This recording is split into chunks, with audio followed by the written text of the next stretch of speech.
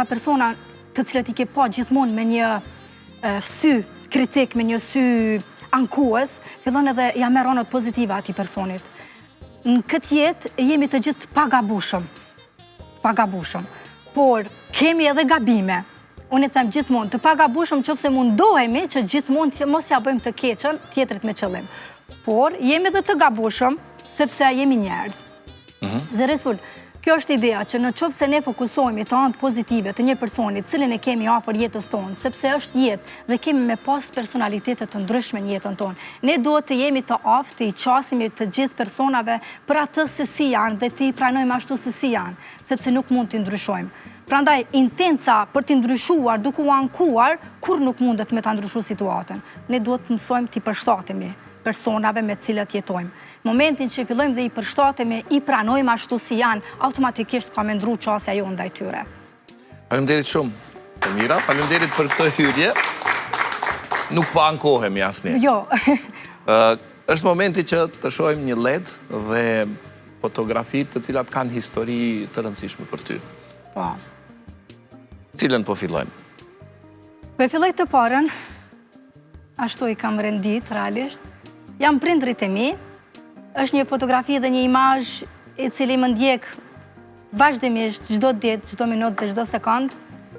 Realisht është prindi, babai, i cili nuk jeton më dhe nuk është pranë nesh. Dhe unë kam qenë shumë e re, domethënë në moshën 21 vjeçare, kam betë pa njërin prind. Mirë po, edhe pse nuk e kam, vazhdimisht është në të gjitha veprimet e mia, sepse ka qenë njëri ndër personat më të rëndësishëm të jetës time, i cili ka ndikuar jashtëzakonisht shumë në formimin e karakterit dhe personalitetit që unë jam sot. Gjëja që më shumë ti më bën të ndjehem krenare që ka qenë babai im, është se më ka mësuar në jetë që asnjëherë të mos mësohem të arrij gjërat me lëmosh dhe të bëj të keqen dikujt tjetër dhe të arrij qëllimet e mia.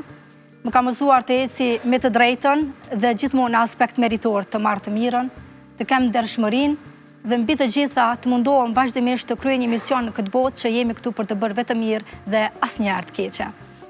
Kështu që gjithmonë lutem për të, edhe gjithmonë është pjesë e gjithë rrugtimit tim të jetës time. Një humbje e vështirë sigurisht, një mungesë e madhe. Po shumë, ka qenë një mungesë shumë e madhe sepse edhe mënyra e largimit nga kjo botë nuk ka qenë asnjë mënyrë nuk është e mirë e largimit personave dashur, mirë po ka qenë një rast tragjik, kështu që na ka lënduar 2 herë më shumë, na ka lënë vuajtje 2 herë më shumë, edhe zbrasi shumë më shumë.